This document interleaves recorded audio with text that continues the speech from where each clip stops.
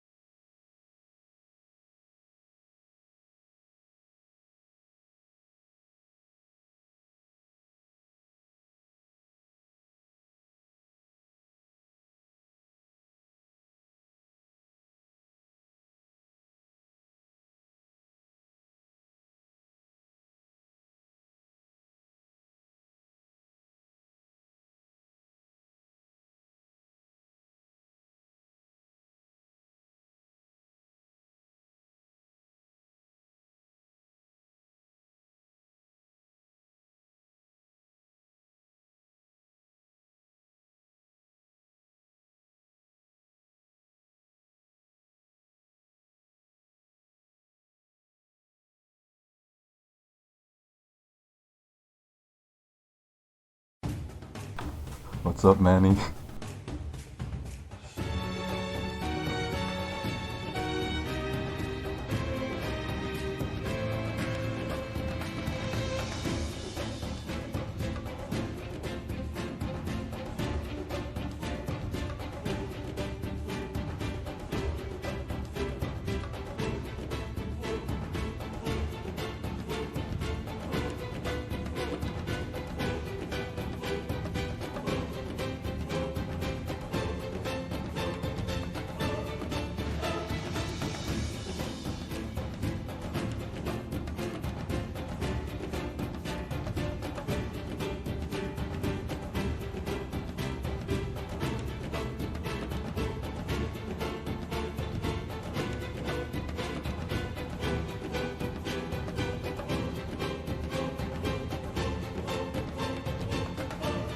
What's up, Andrew?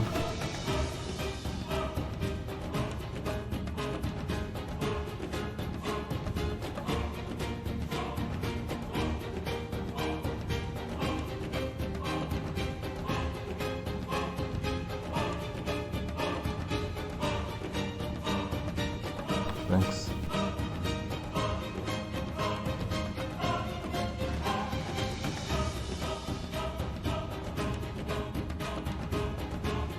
Yo, Jen.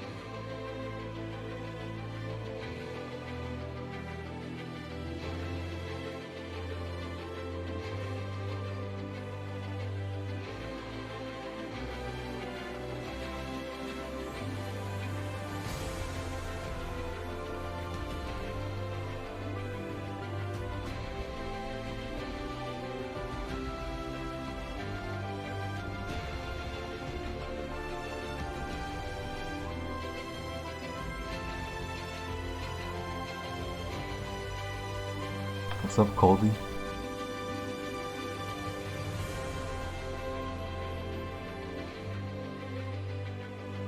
Thank you, Sith Dick.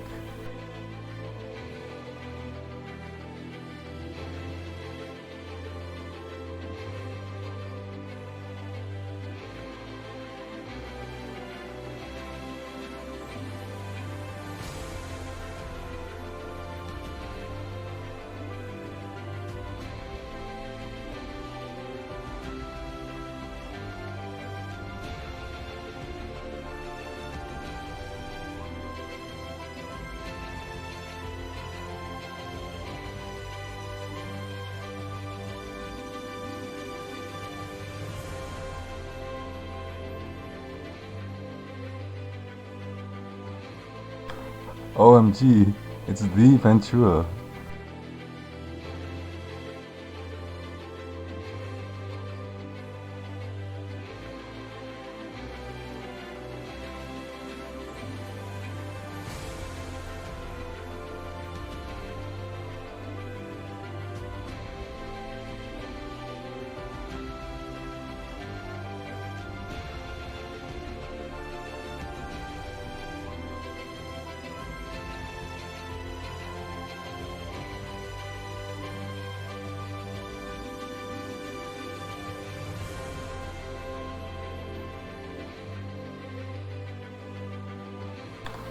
That's what I like to see.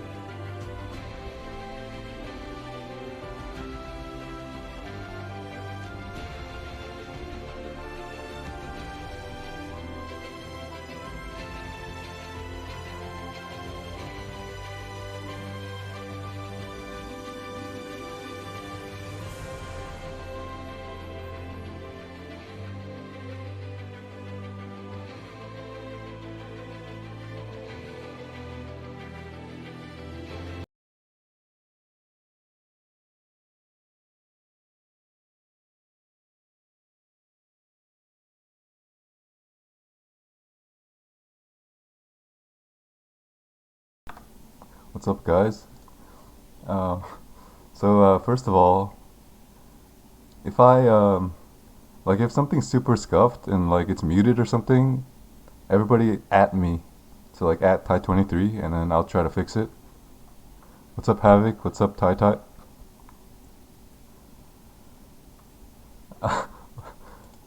Wait, no. Okay, so first of all, there's no gameplay today. If you're here for gameplay, the door's right there. I'm just gonna talk about some stuff, the race, chill.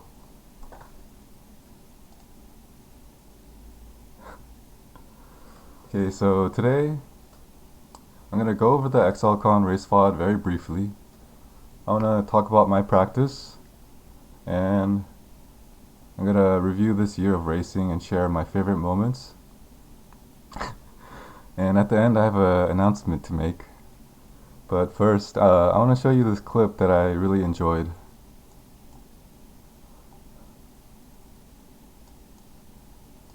Ty23.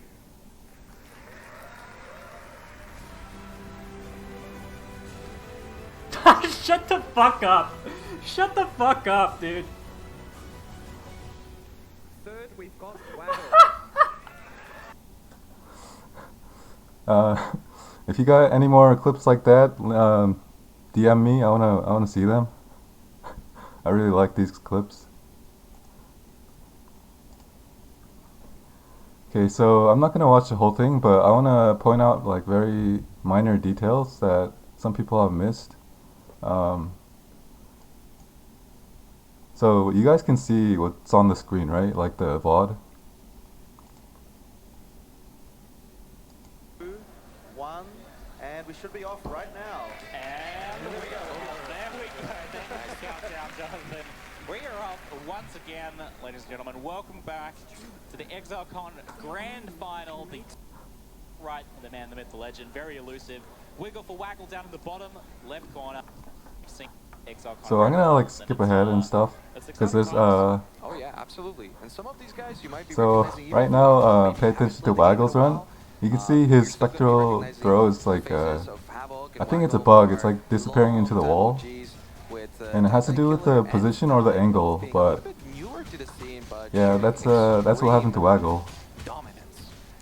Yeah, it's wild to see the younger guys effectively coming into the scene, but Pretty unfortunate. like practicing so much and being so on top of the game. And Titykiller especially had a very rocky journey to get here with many close calls, many like just kind of not scraping in races over time. Oh, Waggle's having a little bit of a moment here. Waggle! That is... So I just want to say, like, after a start like that, it's really impressive that Waggle still got third. You know, he did pretty good for a WoW streamer. You know what I'm saying? I'm just joking. It's just a joke, guys. Like, to be honest, his ability to recover and like keep calm is I was very impressed. Like, in a very high pressure situation, he did really well. Just joking, guys.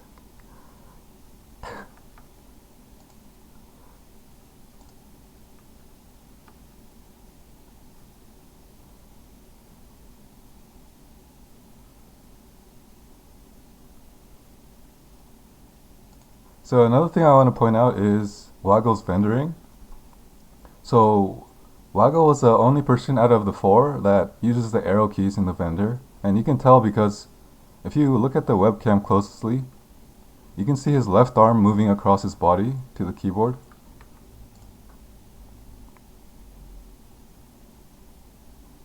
Right there.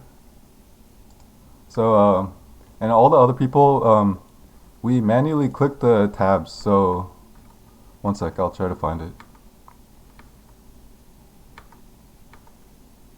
So right here, you can see I click on the 1, 2, and 3, or 1 and 2, and yeah, just something small I noticed. I don't think the one way is objectively better, but I just thought it was interesting.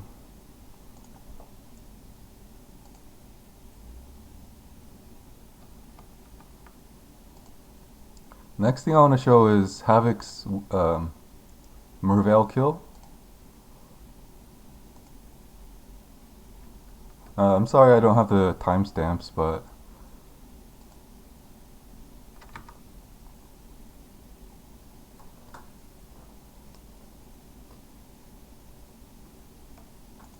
you cannot do the control mouse wheel. It doesn't work unless you have auto hotkey. It works for regular stash tabs, but not vendors. Okay, so after Havoc kills Merveil, he watch him.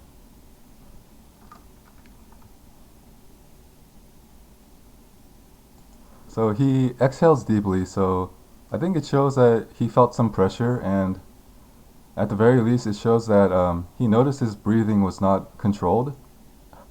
Why are you guys keck Wing? It shows that he noticed his breathing was off, and then he fixed it, right? So that's a good thing to do.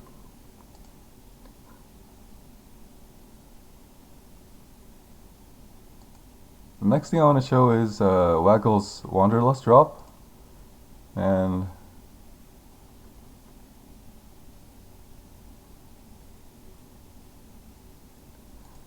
I'm not gonna go over Tai highlights. I'm not sure he would want me to do that, and yeah. I don't know. Okay, so the Wanderlust. So you can see Waggle doesn't even smile or anything. Like There's like no reaction, right? He was completely in the zone, I think. Like, that's part of why he was able to recover so well. Like, very good focus right there. I want to show Havoc's Weaver kill.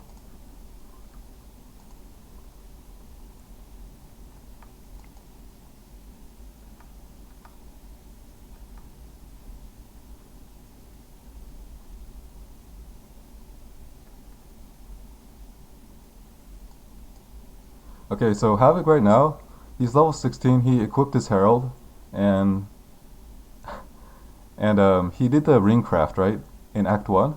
So I can tell you right now, he has enough damage to one-shot Weaver.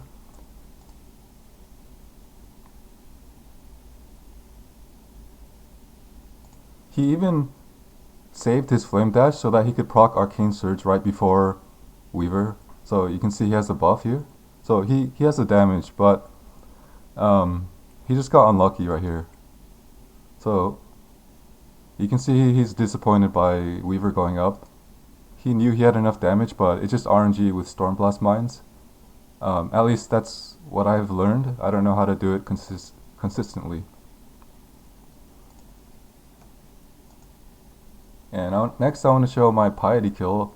I still don't know what happened. Like, I don't know if it's a bug or something. One sec. I want to go to the zoomed in thing.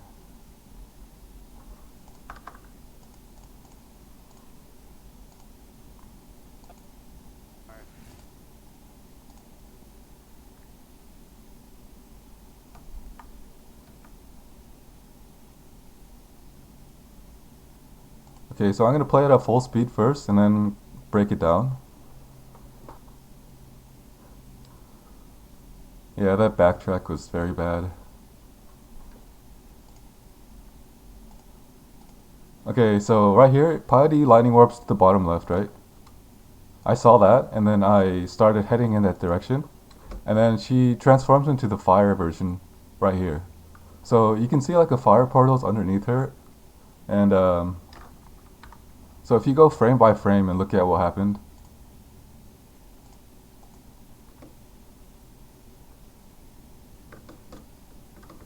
She cast Lightning Warp here.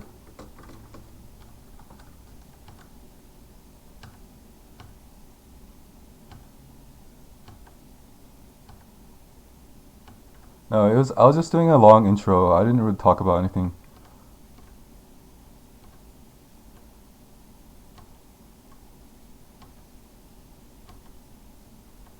Sorry, this is taking so long to load.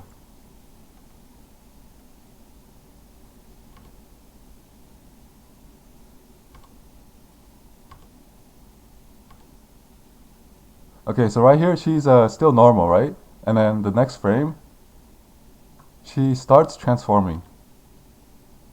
So there's no portals under her, right? There's no fire portal under her. And she starts transforming here.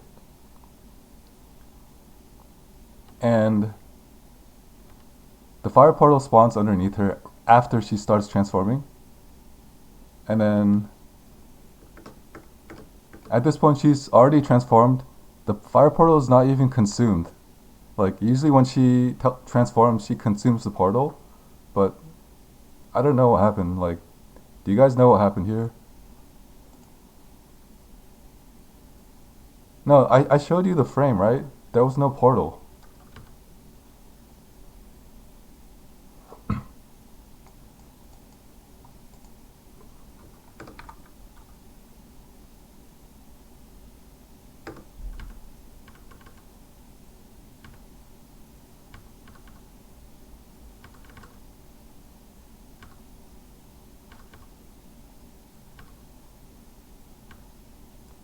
Okay, so she's still in normal form.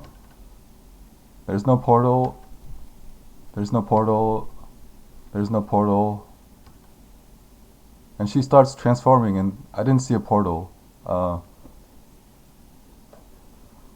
Yeah, I'm not really sure what this was. And I just wanted to share it. And the last thing I want to show is Havoc's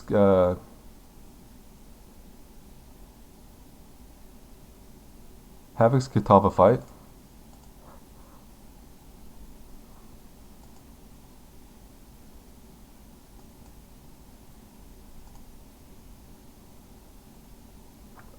I'm not sure if there was a portal at the other end. I don't think so. But it was never envisioned, I think.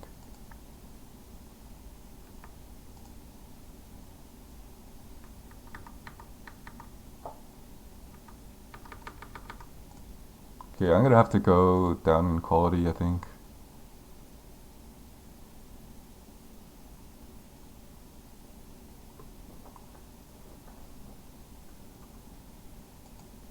So you can see Havoc takes a lot of damage, right? And I saw some people calling this a mistake or bad play, but I don't think it was, because if you watch closely at what happens. So first he throws a smoke mine, right? And then he blinds the unique monster, and then he stays inside the blind cloud. So he just got unlucky getting hit. He gets hit twice in a row. That's unlucky again. And I knew about the strat too, but I chose a different way to do the hard phases. So yeah, I don't think this is a mistake. He got unlucky here.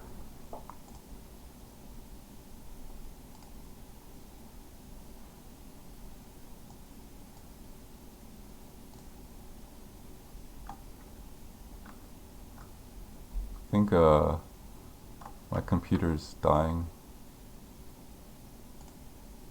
Okay, so I want to talk about some nerves. So as I showed, I think everybody was nervous.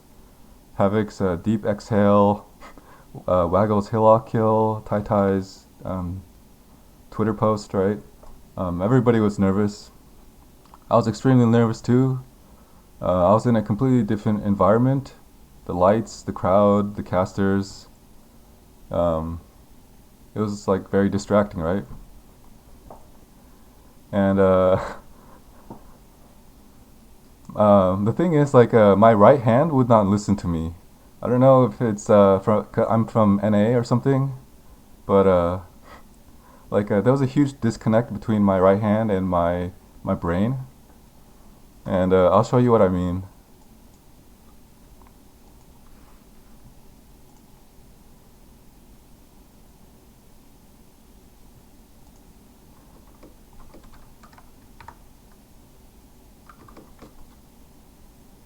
Okay, so I see the transmute drop, and I go back to loot it, of course, right? And watch what happens.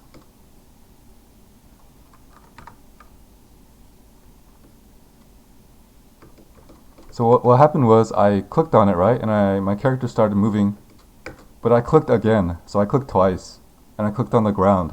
So I missed the transmute, and that's a very hard moment for me.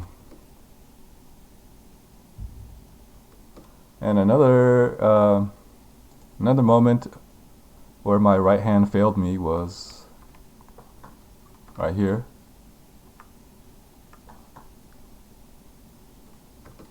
Okay, so what I'm trying to do here is ID all the the rare items, right, for alterations. So yeah, my right hand was it was like I was trying to overcompensate for the lag, so I right-clicked the portal instead, and that's a pretty big mistake too. Yeah, it was like these kind of mistakes are terrible.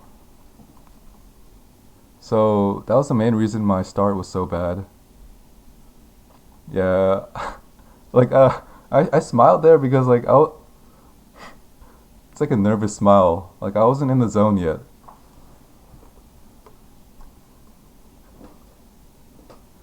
Yeah, I was picking up a lot of stuff. Okay, so also I didn't get a 3-link until I think like 18 minutes or something. And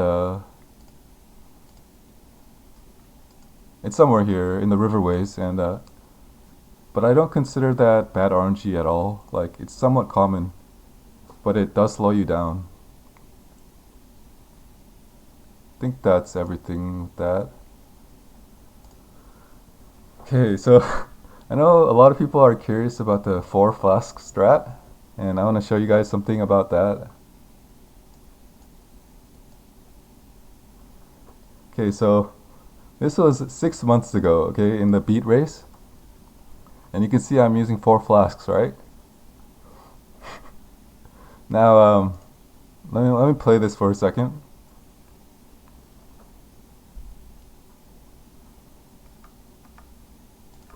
Right there, you guys can see this message, right? From crying. Secret 4 flask strat.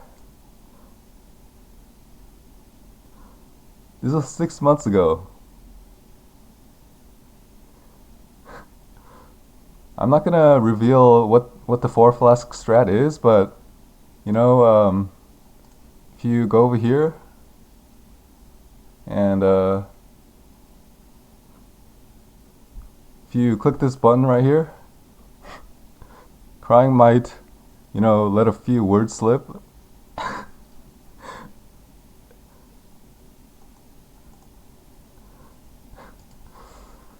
Okay, so now I'm going to talk about my practice, but before that I need to talk about preparation. So similar to the Atsiri race, I spent many hours preparing for practice before doing a single run. If you guys remember from the Atsiri race, I did a lot of things. I refreshed the tunnel for like 2 hours, I think, for corrupted zones, and I recorded everything. So the reason for preparation is simple: to maximize the efficiency of practice. If you practice without a plan, you will not improve quickly. But if you prepare properly and practice with a plan, then your practice will be optimal and you'll improve quickly. So here's some of the preparation I did. So everybody knows everybody knows adrenaline is good, but how good is it? When I was preparing for the 4th qualifier, the AK5 Kitao race, I needed to answer 2 questions.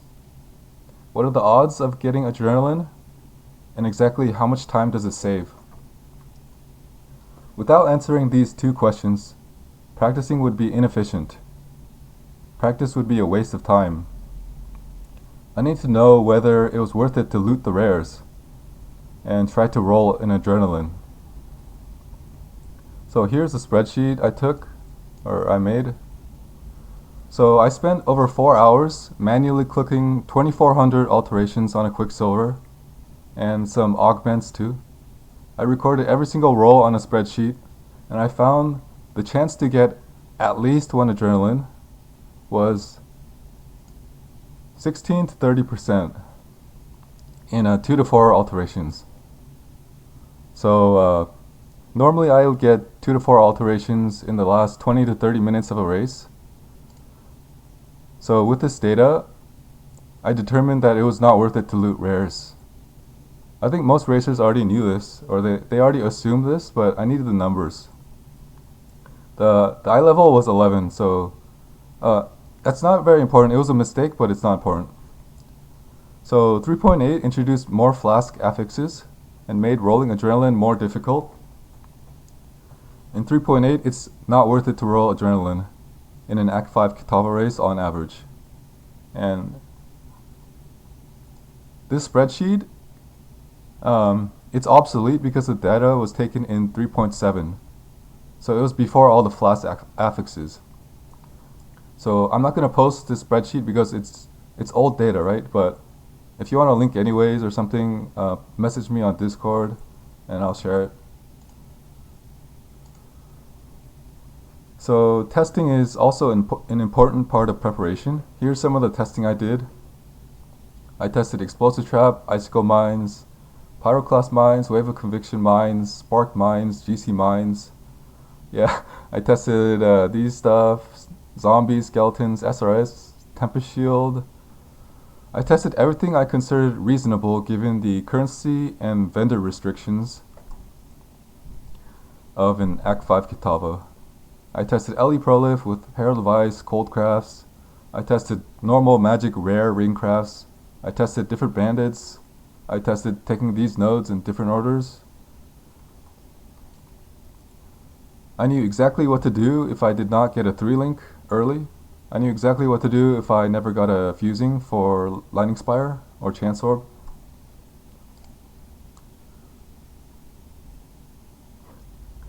The difficult part of testing is that you can't just compare 2 runs. Sorry, I'm trying not to read chat because I have a lot to get through, but okay, so because there's so much RNG in runs, you have to do multiple runs and compare averages. So, and also you have to test each thing individually. And all of this testing took a tremendous amount of time. So, for the longest time, I knew my weaknesses were layouts and mouse control. I never bothered improving these skills in the past because it was not efficient. In the previous races, I would identify the most efficient ways to practice, and layouts and mouse control were usually at the bottom of the list. The Exocon race was different. There was no room for lousy layout mistakes and mediocre mouse control. I solved both of these problems through brute force memorization. I memorized the position of the vendors in the town using muscle memory and the loading screen images. Yeah, it's pretty scripted. I memorized all the layouts for every zone. For example, I know Prisoner's Gate has 15 distinct layouts. I know Northern Forest has 11 distinct layouts. There are a couple zones I couldn't figure out because they were extremely aggressive layout generation, such as the second part of Act 2 Caverns. Also, I didn't have enough time to learn corrupted zones. I'm not saying my layout reads were perfect. I make mistakes, especially in the live race situations, but for the most part I memorized all the layouts. So while I'm on the topic of layouts, I want to review the upper prison from the ExileCon race. This is a picture I took. So in the race, if you can remember, I ran into this very long dead end right here, and it was sad. So I want to show you guys a clip from Carve right here.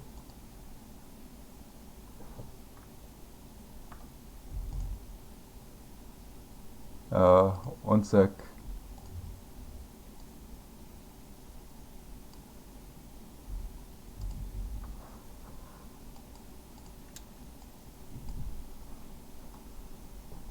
At this point, at the latest, you know it's a dead end. This doesn't connect. This type of room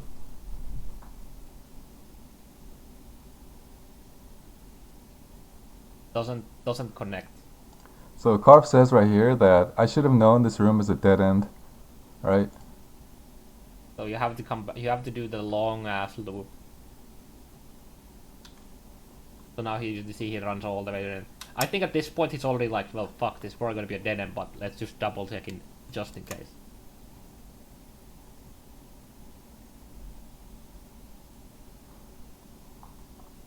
There are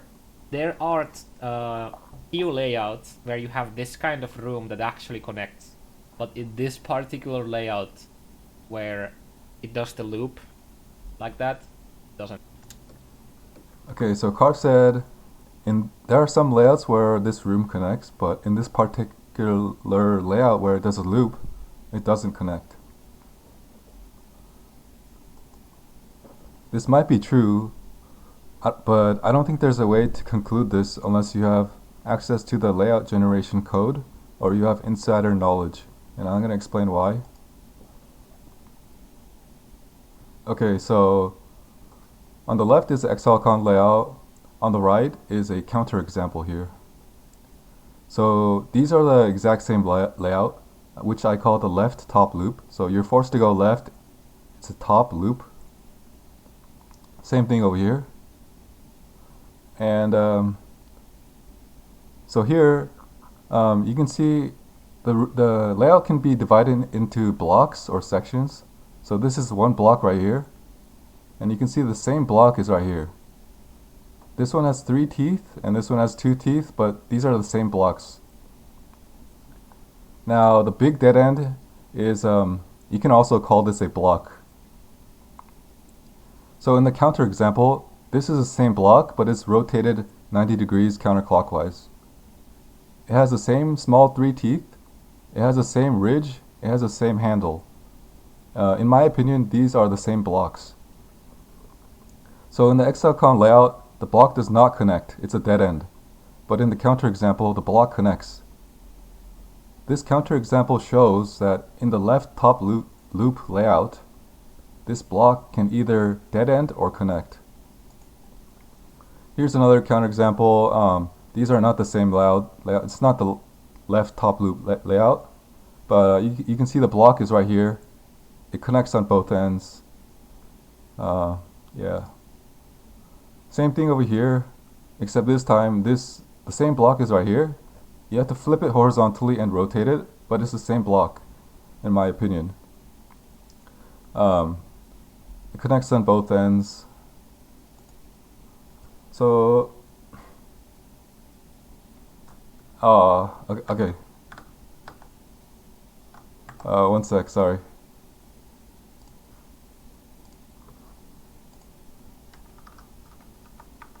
Okay, I'll just show them again. So this is connects on both ends, connecting on both ends. Okay, so I've shown 3 examples of the same block connecting through, one on the same layout as XLCon, 2 on different layouts. If you watch Carv's complete analysis, he says that you must check if this block is a dead end. And I agree completely. You need to check because in this particular layout, this block can either dead end or connect. And you need to check manually because there's no tell. I think the same logic can be applied to this block as well. This block can either dead end or it can connect. There's no tell earlier, so you have to check manually. So now the question becomes, why didn't I just go around the upper path automatically if I knew this could potentially dead end? Well, the top path is not always better. So here are 2 examples where the top path is either a very long detour or it's just a straight up dead end. There might be a way to identify whether the middle or the top path is better, but I don't know it, so that's what happened in the race. I knew exactly what layout I was in, I knew exactly where the exit was, I knew this particular block could potentially connect, and I knew it could dead end as well. I knew the top path could be a very long detour or dead end, so I just checked this because I was closer to it.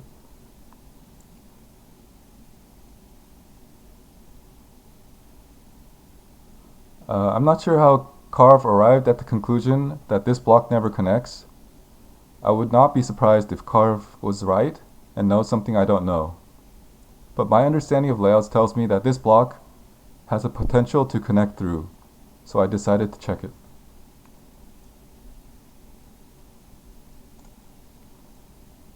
So Monster XP. In addition to layouts, I even tried to memorize the amount of EXP each monster gives. Until recently, I didn't even know that there are 2 different types of roas in mudflats. The rows shown here have different EXP and HP values.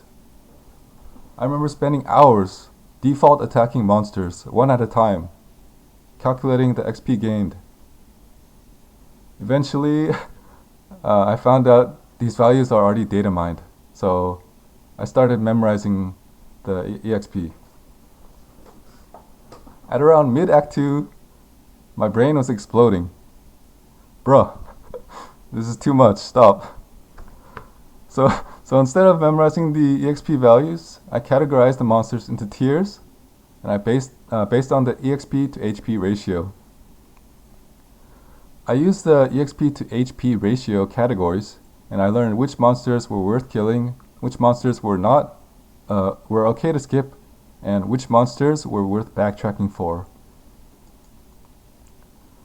Okay, so that's all I want to talk about for preparation. I want to talk about some general ideas about practice. So, what is the purpose of practice? Can anyone guess? What is the one purpose of practice?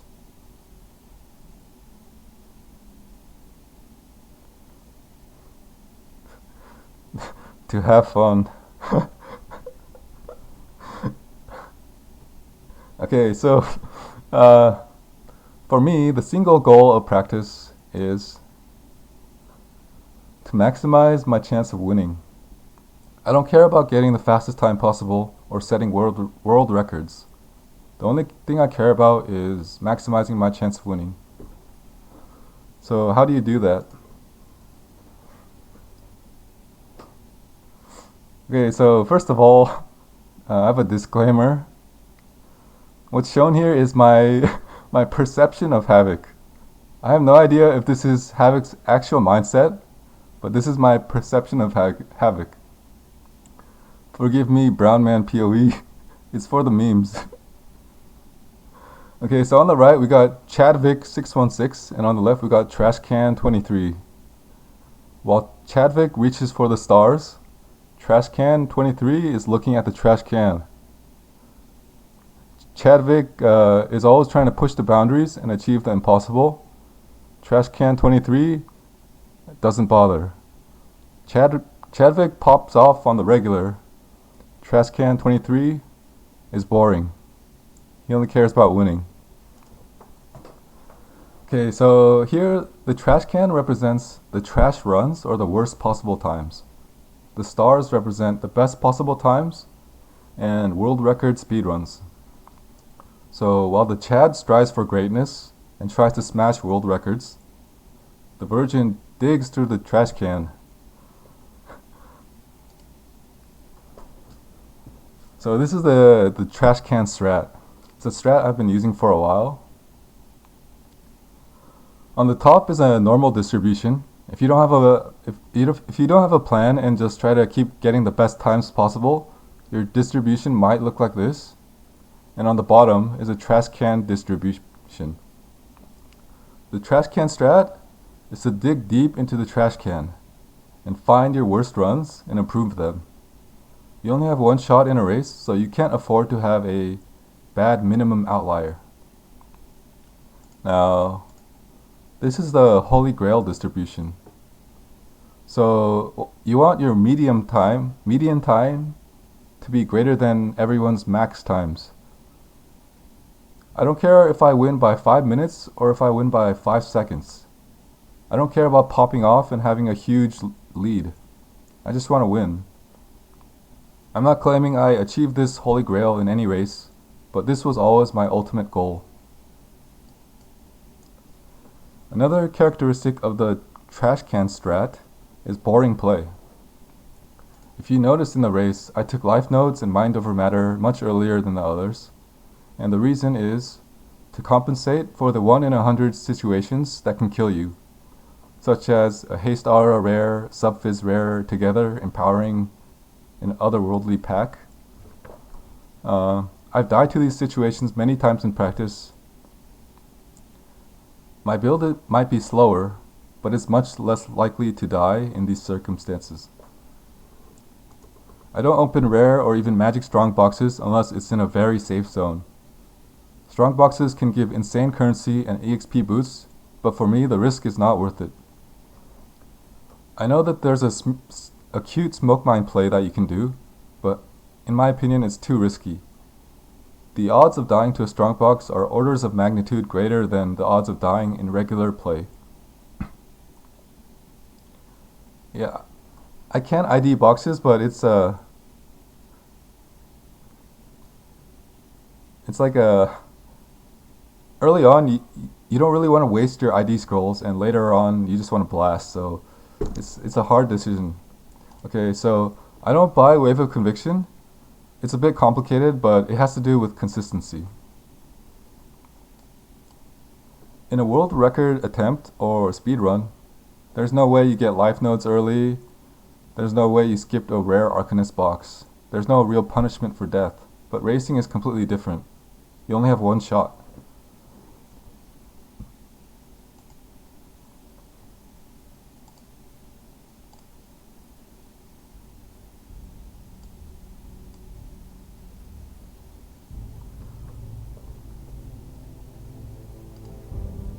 This is my practice. This is mine struggle. For 7 weeks, I practiced with no days off. On the 8th week, I couldn't practice on these days because I was traveling to New Zealand and I couldn't find an internet cafe. For the first 2 weeks, I practiced until I was physically unable. I developed pain in my wrists, forearms, and my fingers. At the worst point, I would wake up in the middle of the night because the muscles in my forearm would pulsate and twitch violently. It felt like my wrist and right index finger were becoming dislocated from the socket. When the pain started to interfere with my practice, I knew I had to chill. I shortened my practice to 6 to 8 hours per day, spread the sessions out throughout the day. I started doing wrist and forearm exercises. I even changed my diet. I stopped eating junk food completely. I stopped eating processed foods. I only ate rice, chicken breast, onions, kimchi. I drank more water. I wanted to be healthy. I wanted to have clear thoughts. I didn't want my physical condition to stop me from achieving my goals. I made sacrifices. For 8 long weeks, the only thing I thought about was the race. I stopped doing the things I loved to focus on the race. I even stopped watching anime. That's right, I even stopped watching anime. I tried harder for this race than any other race. I put everything I had into this race. Losing this race was not an option. I could not even consider the possibility of losing. Every day, while cooking the chicken breast, I would visualize myself winning the race. Because I'm a virgin, I'd always start with, I want to win. Next, I would say, no, I will win. Then I would say, I must win. I couldn't think of a stronger word than must, so finally, I said I won. If I were a Chad, I would go straight to I won and repeat it to myself. But since I'm a cherry boy, I'd always start with I want to win, I will win, I must win, and I won. Every day, while cooking the chicken breast. In retrospect, this was very weird. I was telling myself that I won a race that was more than 1 month away. Anything could have happened in between the time. I could have gotten sick or injured. I could have missed the flight or gotten jet lagged. But every day, I kept cooking the chicken breast. And every day, I kept repeating to myself, I won. I had no choice.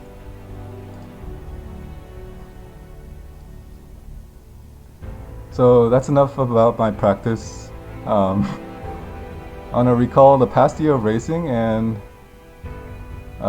starting from the very beginning, the very first Calmo race to 90. Back then, I was known not as Thai 23 or even Easy Scrubcore Man. I was just the softcore guy. Just before the race, Shaq Central created a private league for racers to practice.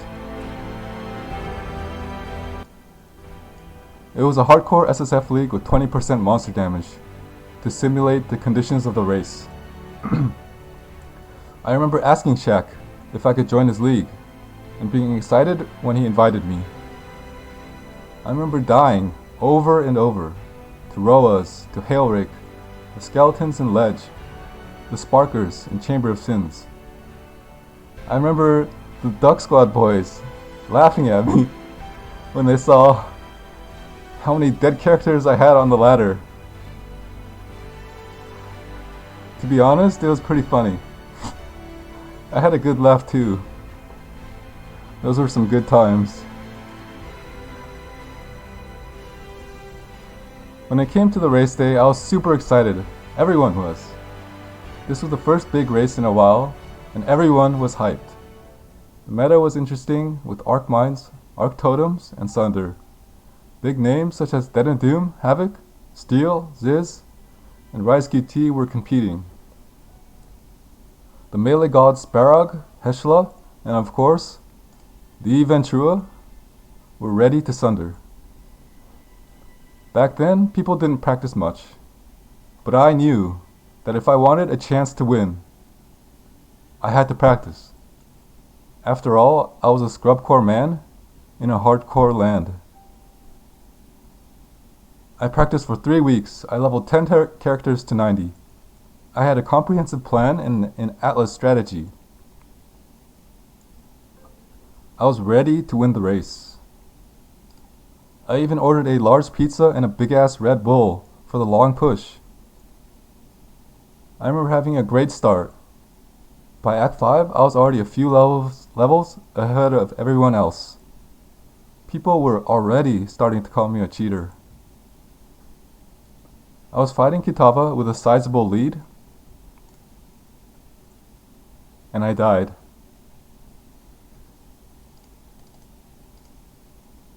Look at that grin right here. That's classic Steel Mage right here. So here's a clip from the moment. I think so. That's the guy Gucci was talking about. I think he said that there was some godly softcore racer that was participating. I mean, that's got to be him, right?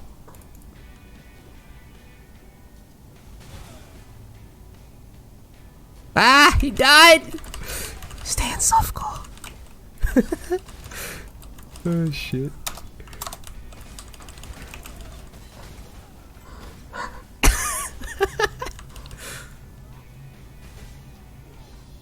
That's so funny.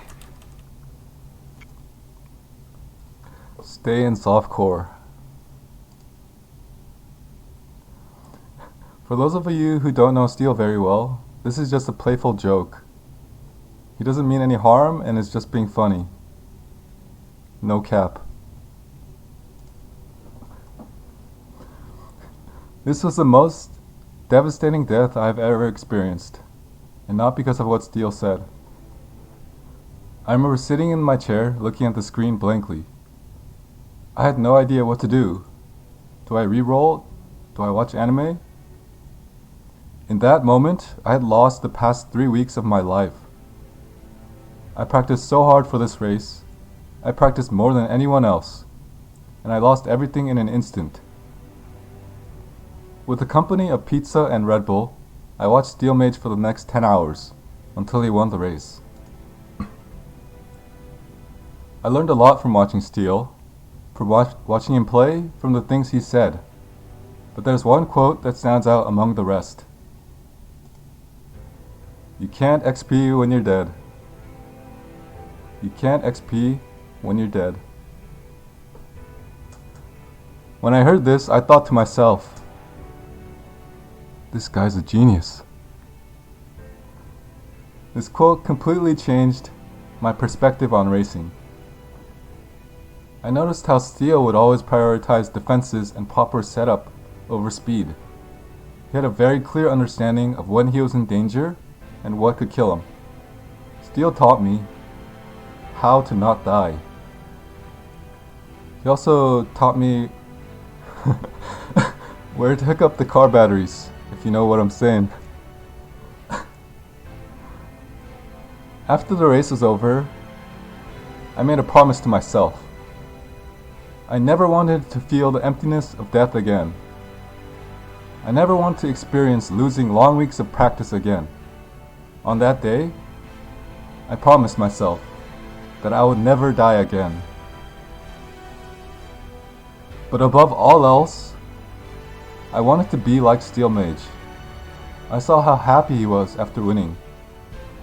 The music was blasting, his chat was popping off.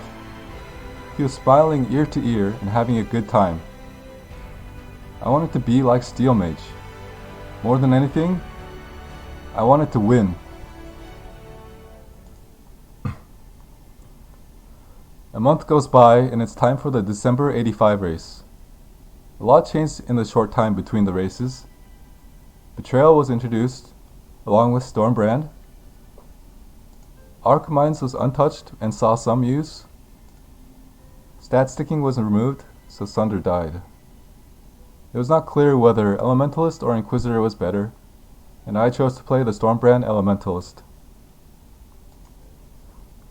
At the time, the most common Atlas strategy was to progress into the higher tiers and hope for good map drops. In my practice, I realized that if I stayed in one corner and progressed the Atlas in a controlled manner, I could abuse the power of Beach, City Square, and Zona shaped 1 through 5 mod. The corner strat was not only safer than the conventional method, it was more consistent on average, and faster on average. I developed this strat and tested it myself and told no one. Coming into this race, I had a huge knowledge and strategic advantage. This race was mine to lose. I remember being in the lead with X-Leaf close behind me. Everyone else was a bit further behind. I knew Leaf was a monster, so when he died, I got overconfident and I got too relaxed. I thought I couldn't lose with my lead and my Atlas strategy. But I choked. As I was nearing the end of the race, I noticed this guy called ETUB Viewer, coached by Uber, creeping up on me. Every time I slash laddered, he would get closer and closer. I was still new to the scene.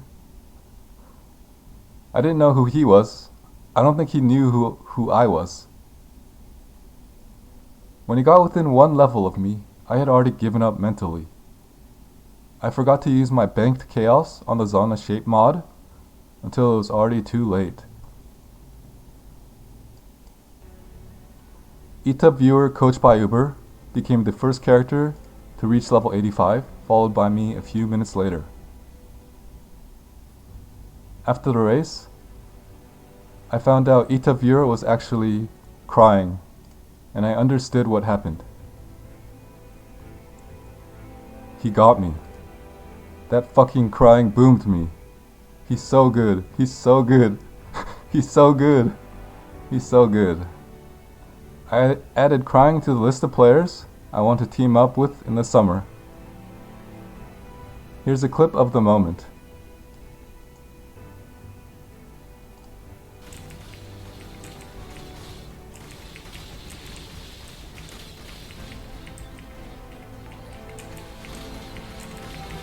Yes!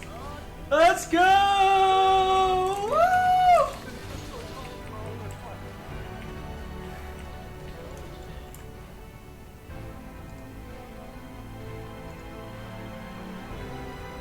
People often say getting silver is worse than bronze. I'm not sure what bronze feels like, but I can't imagine it being worse than silver. I thought I would be happy getting second. I had kept my promise of not dying and finished a race. I was just a scrub core player, and I managed to finish a hardcore race, close behind the winner. I was on the podium. People were congratulating me. I should have been proud of my accomplishment. But everything was overshadowed by an overwhelming feeling of regret. I came so close to achieving victory, but I fell short when it mattered. For the second time in a row, I experienced the disappointment of defeat. If the first race taught me the pain of death, the second race taught me the sorrow of silver.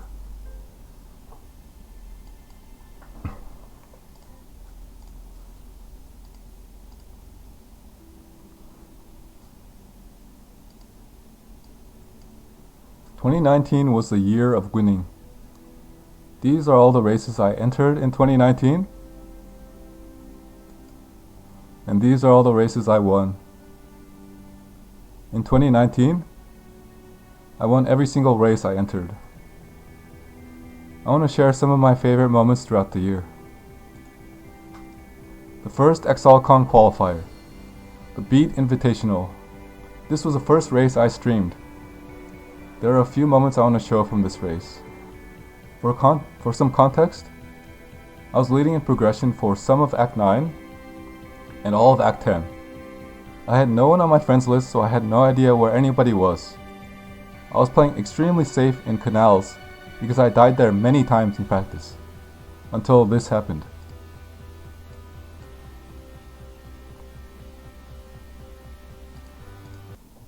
One sec.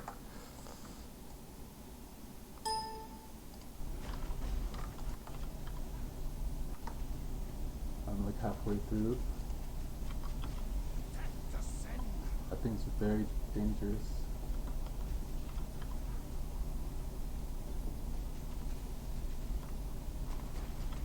Oh my god.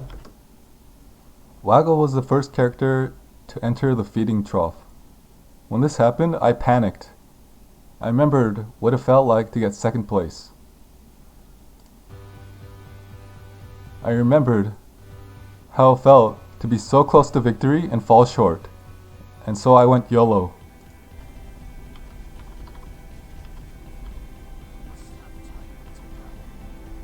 Yeah, I think I just have to go. I don't care about second place. I don't care about second place.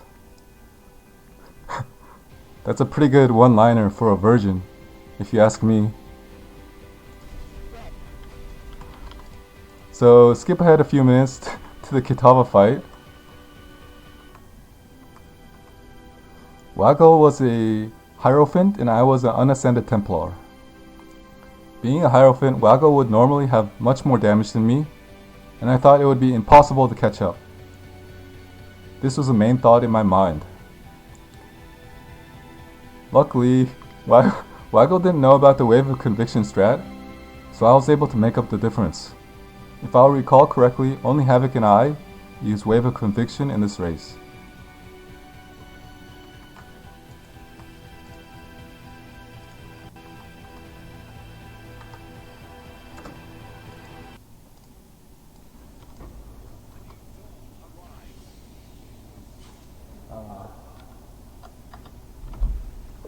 I don't think I won.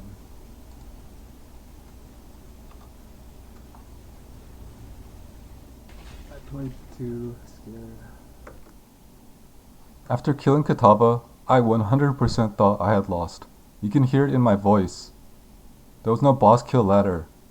I didn't have the official stream open, or even my own chat open, because it would make me lag and FPS drops.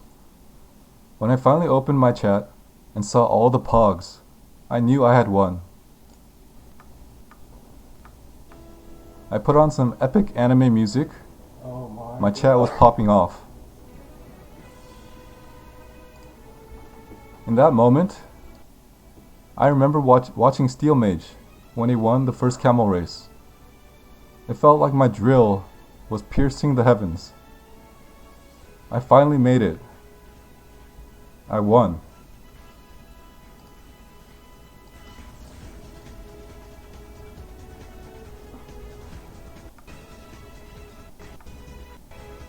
Until this moment.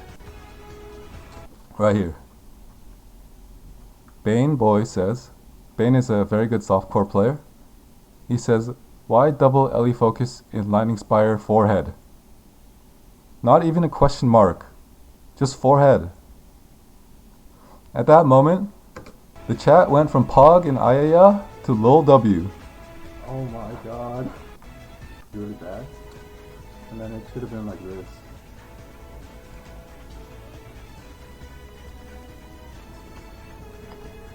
These are some good memories.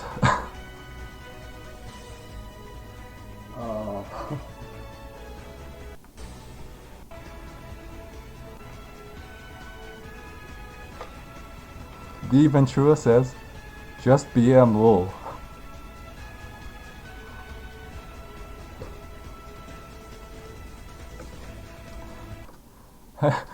Heshla says, sick BM, winning on 3-link, smile.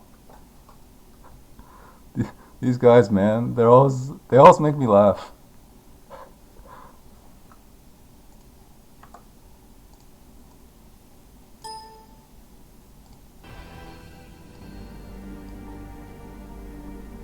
This race was a roller coaster of emotions.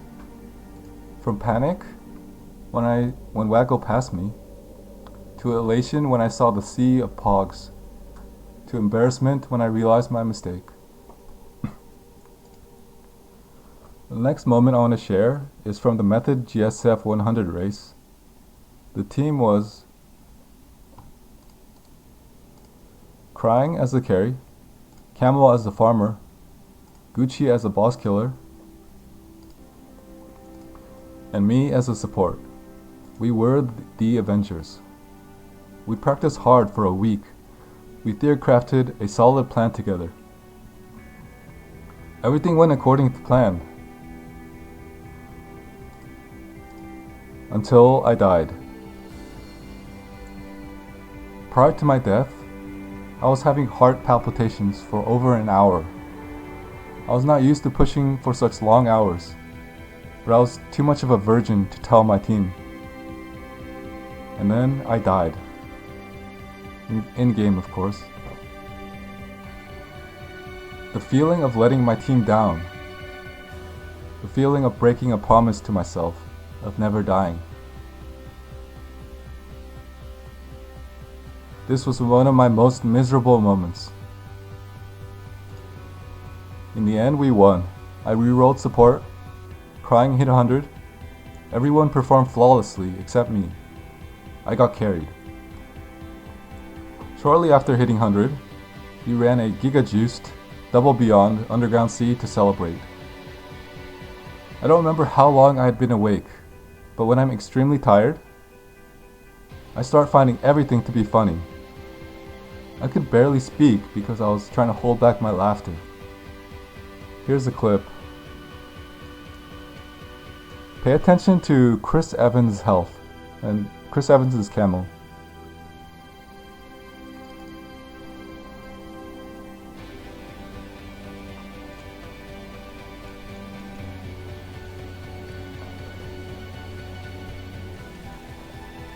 Look at that juicy FPS.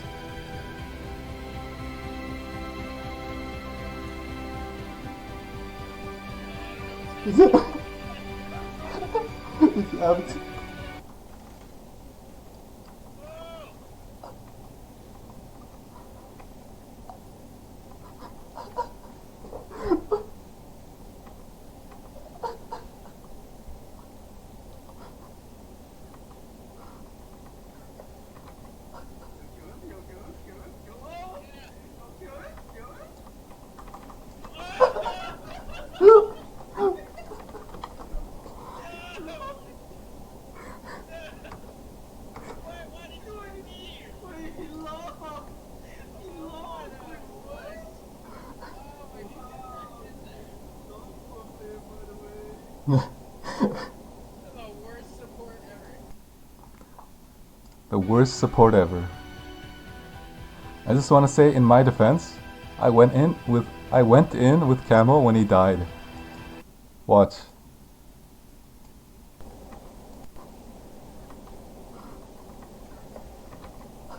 It's pretty soon right here.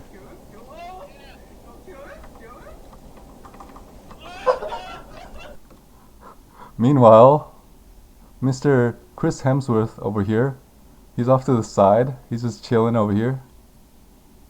You see that? He's all the way over there. Okay, so listen closely to the way Crying says, "Kill him, kill him."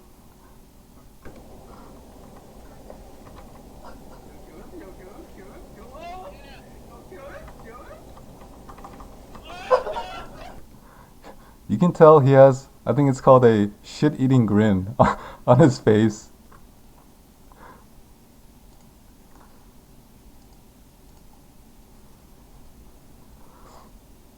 This wasn't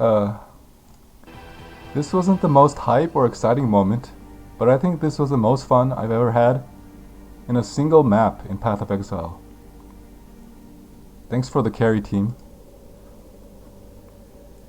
The last race I want to talk about is Camel's March 80 race. This was the first 80 race, and also the first Camel race in Synthesis. Stormbrand was still the meta, with a few people playing Winter Orb. This race was only 3 days after the conclusion of the Method GSF race.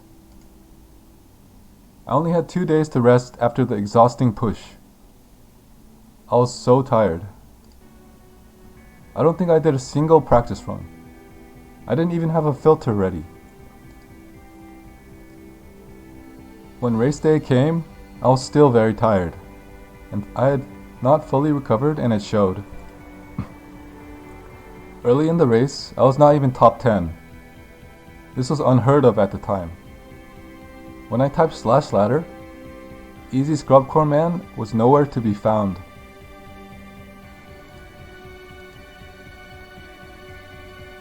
Even in the middle of the race, I was only rank 8.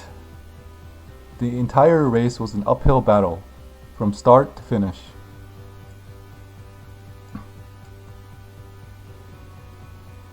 This time, I didn't have a new Atlas strat or pocket Wave of Conviction strat to bail me out. The only thing I had was kill monster fast. I knew that if I wanted to have a chance at winning, I needed to blast. I abandoned all safety precautions, put my foot on the gas, and focused on one thing: kill monster fast. Leaf was the first character to reach level 79, with Havoc close behind. I was a bit further behind Havoc. About 60% of the way from the finish line, Leaf met his demise to Wheelie Boys and Atoll. Havoc took the lead. The API was lagging. /ladder was not updating. I didn't care. Havoc had a trump card. A dangerous but juicy tier 6 Beyond map. He found this earlier in the race. He was saving it for the final moments to catch me by surprise. I didn't care. I focused on one thing: kill monster fast. Taiwan? Taiwan? Gonna take it over. Yo, Ty did 837 mil. Stop doing this. 720 mil. He's got to win this. He won this, dude. Just did 837 mil. Oh my fucking good, Ty. Actually, what was I getting? I don't know. What was I getting? Oh, Wait, he hit 1 bill! What? He hit 1 bill!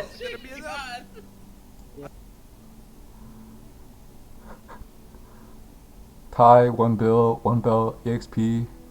Steel Medge says Ty on 1 bill.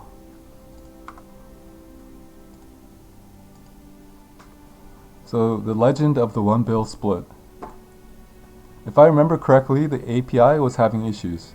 It is unlikely that I pulled a true 1 bill per hour on PoE racing.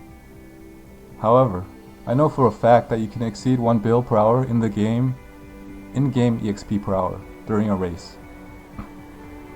It's worth noting that 1 bill per hour in-game is much less than 1 bill per hour on PoE racing.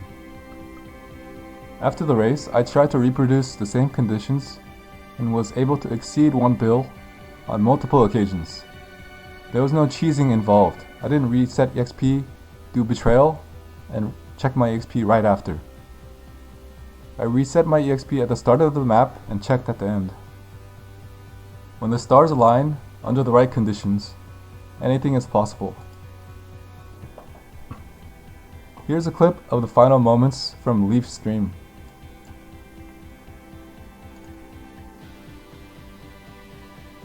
No, he was in Arid Lake. I don't know. Just went to New Arid Lake. Oh my god, if he can clutch this is insane. This race is so good. Havoc is so close. Did he win it? No. Oh, this is nuts. Come on, Ty. Let's go, Ty. I'm sorry, Leaf. You did good. He's so close. How is someone not eating yet? Oh, he did it! He did it! Yo! Oh my god! Won by 5%. The goat! Oh my god. The actual goat! You wouldn't catch stuff It though. was like, Holy fuck, he did Yo! it! No, he was in Arid Lake. This was, without a doubt, the most hype moment I've ever experienced in Path of Exile. Nothing even comes close. When I won the ExileCon race, I felt relief. I was so heavily invested in practice, I was relieved that the practice paid off. Also, I couldn't really celebrate because the race was still going and I didn't want to be a distraction. This race was completely different. I didn't practice at all. I was behind from the start. I was fighting a massive uphill battle. It felt like I was holding my breath for 5 long hours. But I kept my foot on the gas and I didn't let go. I had only one thought in my mind. Kill monster fast.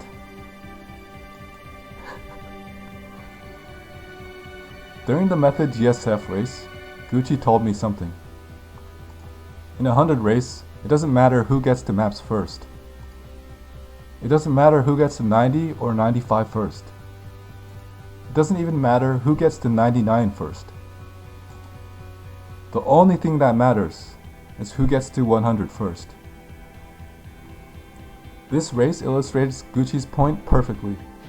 I don't think I was the first to reach any level or even any zone. The one and only name and lights I got was the only one that truly mattered. At least that's how I remember it. When I saw this announcement appear with the name Easy Scrubcore Man, I jumped out of my seat. I started clapping my hands like Steel Mage. I started pounding my desk. My heart was racing. I didn't hear a crowd cheering. I didn't hear my friends celebrating until later. I was alone in my room, sitting in my boxers, in complete silence. I never thought I could be so moved by pixels on the screen. For me, this was the most hype moment in Path of Exile. No, he was in Arid Lake. I don't know. He's so close. He's so close. Now it's someone not eating yet. Oh, he did it! He did it! Yo! Oh my god! 1.5%. The GOAT! Oh my god. The actual GOAT! He would catch stuff though. It was like, Holy fuck, he did Yo! it! In the words of Camel, holy fuck, I did it. 2019 was a good year. I won 4 consecutive Camel races. I won all 4 ExileCon qualifiers. I won every single race I entered with no exceptions. 2019 was a year of winning. Now before I talk about 2020,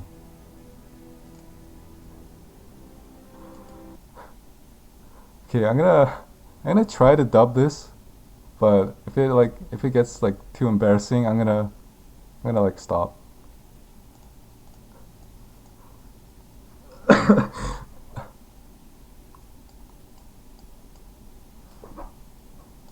An MRRL time. Me and Mark Rutsu. Me and fucking Mark Rutsu. That's fucking right. I skipped 113. I'm a fucking legend. I've never seen a 113 and I never fucking will. 112 baby till the day I fucking die. Yes! About time I got fucking lucky breaking this fucking game, motherfuckers, and I clutched the goddamn grenade launcher. That's fucking right. Yes, this one. Right here. here, this one. My insane pace. Right here. here. This is the one throw. Right here. Yes. I can't do this. Fucking it. I'm gonna have to find that actual whole bit off of it, and I'm gonna have to get it. Dude, what a rush! What a rush! Watch this. Watch when I do the grenade launcher.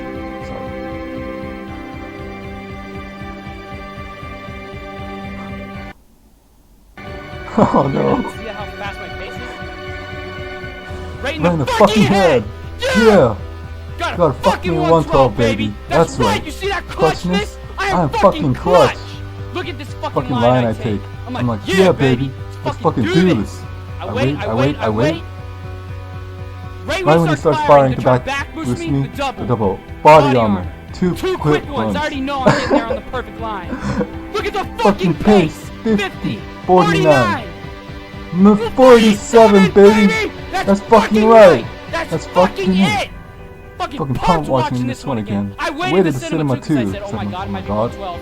And it fucking is! It fucking is, baby. Yeah. Look at me typing here, You guys. guys, You guys didn't believe me. you guys didn't believe me. I'm typing a storm. Dude, I Fucking just got Streets 112. And it's not fucking coming out. Yes, I come on. fucking did it! That's right! I skipped 113. I'm a legend. I am a fucking legend. I'm a fucking legend. I am a fucking legend.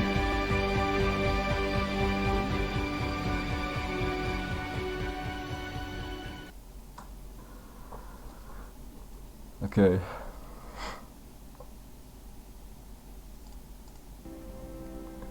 Now for the big announcement. I'll be joining a certain organization. I'll give you guys a hint. It starts with the letter M.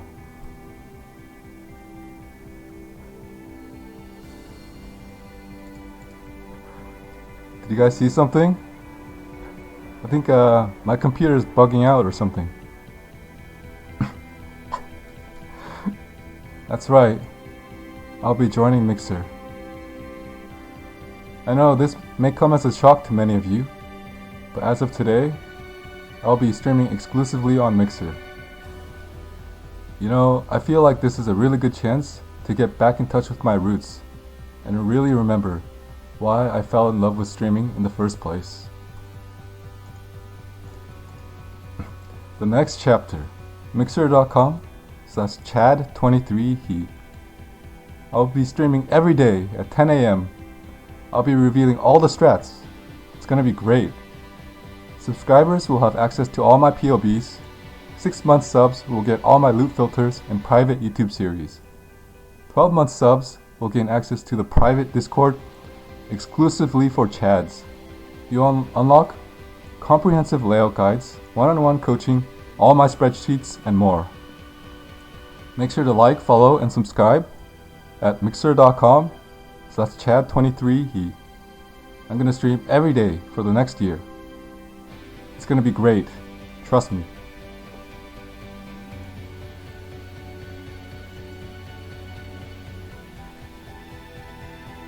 Did I fool any of you guys?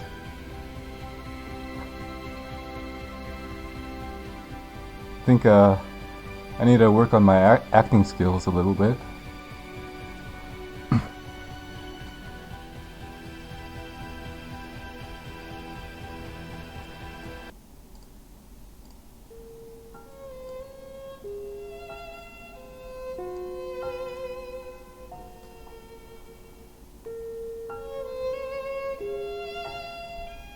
It's time for the actual announcement.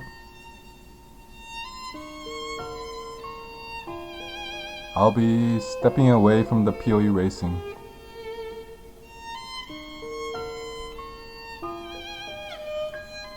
Unfortunately, this is not a meme or a joke.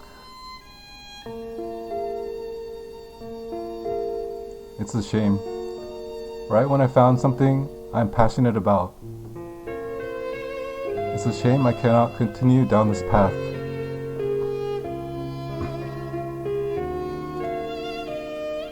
I'm going through some tough times. Every day is a struggle. I'm a sheep without a shepherd. I'm lost and I don't know where to go. Every night, I have this thought. No matter how hard I try, I can't get it out of my head. Every night, I think to myself, I'm a cherry boy. Every morning, when I wake up, I think to myself, damn, I'm still a cherry boy. I've decided I've had enough. I'm tired of being a virgin.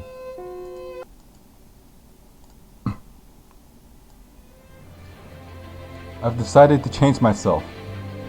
I'll do whatever it takes. No matter how much it hurts, no matter how hard it gets, I'll make any sacrifice. I'll give up everything. I will not rest until I become a Chad. Within every one of us lies a dormant Chad. Some of us have already awakened, others have not. I promise that I will find the key and I will unlock the Chad within me.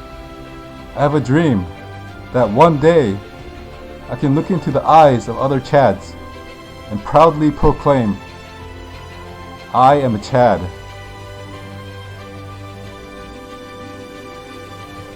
If people ask, where is Ty23? Did he finally get banned for cheating? Ty23 is on a long journey. Ty23 is on the path to attain Chad-lightenment.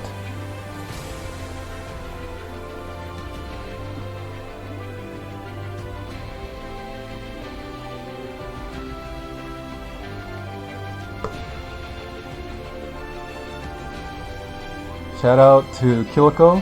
Killiko offered to lend me his laptop so I could warm up for the XLCon race, and he asked for absolutely nothing in return. Shout out to Tarzan. He was one of the very few people who offered to help me practice and also asked for nothing in return. Shout out to RiseQT, Ziggy D, Octavian, Brilny, everyone casting in different languages, developing tools, clipping rips, everyone behind the scenes. Shout out to Ziz and Method for hosting races and getting more people involved in the scene. Shout out to Steel Mage for teaching me how to avoid death. Thanks for introducing me to Rise and Dan and hanging out. Shout out to Crying for teaching me the taste of defeat. Thanks for the carry, bro. Shout out to the Dog Squad boys. Zerg, Cold, Coldy, Embu, Organic, Manny, Dan, Raph. Gucci. When I died in the method race, I felt horrible. I took 5 minutes to say the words, I'm sorry. Without hesitation, you answered, don't worry about it. Those words really took a lot of weight off my shoulders. Heshla. You are, without a doubt, the undisputed best user of the smile emote of all time. Your comments never fail to make me laugh. Leaf. I wish I could have battled you on the stage at XLCon, but I respect your decision. Shout out to The Ventura for being The Ventura. Shout out to Dead and Doom for inspiring me to get good. Shout out to Havoc616. It's been really fun competing against you this past year, Brown Man. I appreciate how much you practice and how hard you work. I feel like we've raised the level of competition higher than it's ever been. I'm sure you'll be fine without me as your rival. The Brown Man PoE I know is always reaching for the stars, trying to do the impossible. You're the GOAT after all.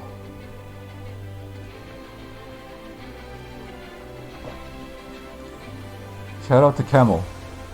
If you hadn't hosted the Camel races, I would still be the softcore guy. Thank you for putting up with me throughout the year, helping me out when I was in trouble, and being a great friend. Finally, shout out to GGG. Last year, if someone told me that I would fly halfway across the world, compete on a stage in front of thousands with 80,000 people watching online by playing Path of Exile, I would have called them crazy. But it actually happened. GGG made it happen. GGG paid for my flights, they put me in a big ass fancy hotel, and gave me the opportunity of a lifetime. When I first walked into my hotel room, I just started laughing. I remember thinking to myself, Dude, I'm just a nerd who plays video games. You don't have to go this far, GGG. I remember walking into the bathroom, and on the counter, there were 4 small bottles: shampoo, conditioner, body wash, and body balm. I didn't even know what body balm was, but I just grabbed some of it and smeared that shit on my body. I still don't know what it is. It just seemed like the right thing to do at the time. I was a virgin, yet I was being treated like a VIP. Is this what it feels like to be a Chad? I got to eat all sorts of food, meet some amazing people. But most of all, I got to compete on the stage. I could feel the heat of the lights above me. I could feel the tension in the air. I'll never forget the sound and energy of the crowd.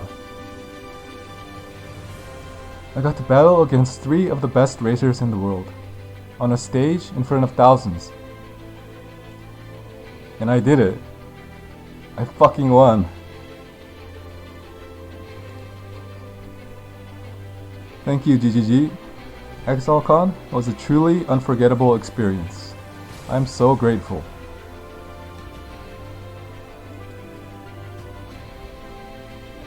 I'm optimistic for the future of racing. After the success of the ExileCon finals, GGG have promised their support. 2020 will be an amazing year for racing. You won't even notice I'm gone. Well, that's it, boys. Thanks for listening to my story. It was fun while it lasted, but this is the end of Ty23. The softcore guy, the easy scrubcore man.